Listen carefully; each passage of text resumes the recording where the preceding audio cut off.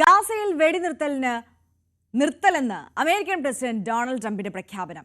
60 ദിവസത്തെ വെടിനിർത്തലിന് Israel സമ്മതിച്ചുവെന്നും Hamas കരാറുകൾ അംഗീകരിക്കുമെന്ന് പ്രതീക്ഷിക്കുന്നതായും ട്രംപ് വ്യക്തമാക്കി. ഗാസയിൽ ശാശ്വത സമാധാനം പുനഃസ്ഥാപിക്കാൻ വെടിനിർത്തൽ വേളയിൽ എല്ലാവരുമായി ചർച്ച നടത്തുമെന്നും ട്രംപ് അറിയിച്ചു. KP അഭിലാഷ് ചേരുന്നുണ്ട് കൂടുതൽ വിവരങ്ങളുമായി. അഭിലാഷ്, ഇന്ന് രാവിലെ നമ്മളെ തേടിയെത്തിയ ഏറ്റവും ശുഭകരമായ അല്ലെങ്കിൽ നമുക്ക് സമാധാനം നൽകുമെന്ന് പ്രതീക്ഷിക്കുന്ന ഒരു വാർത്തയാണ്.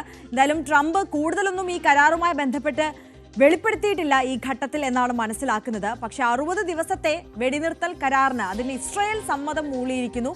ഹമാസിന്റെ ഭാഗത്തു നിന്ന് അനുകൂലമായ നടപടി ഉണ്ടാകുമെന്നും പ്രതീക്ഷിക്കുന്നു, അല്ലേ?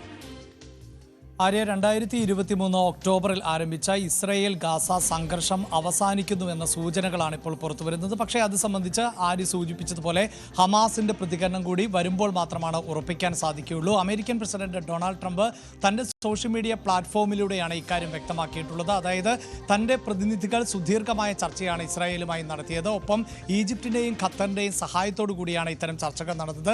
ആ ചർച്ചയുടെ അടിസ്ഥാനത്തിൽ 60 ദിവസത്തെ വെടിനിർത്തലിന് ഇസ്രായേൽ സമ്മതിച്ചിരിക്കുന്നു എന്നുള്ളതാണ് അദ്ദേഹത്തിന്റെ വെളിപ്പെടുത്തൽ.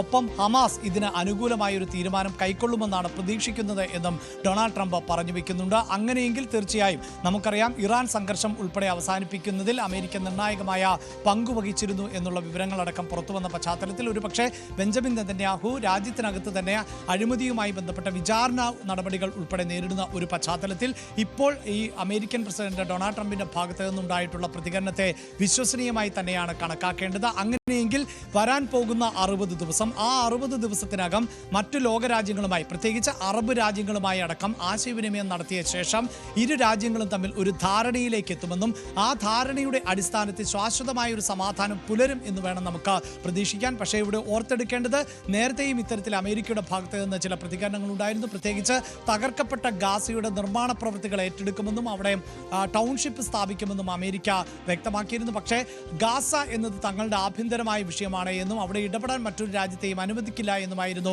അന്ന് ഹമാസിന്റെ ഭാഗത്ത് നിന്ന് ഉണ്ടായ പ്രതികരണം.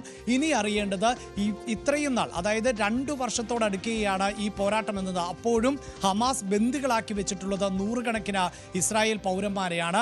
അവരെ എന്തിൻ്റെ അടിസ്ഥാനത്തിൽ, എന്ത് ധാരണയുടെ അടിസ്ഥാനത്തിലായിരിക്കും ഇസ്രായേലിന് കൈമാറാൻ പോകുന്നത് എന്നതാണ് പ്രധാനപ്പെട്ടതായി മാറാൻ പോകുന്നത്.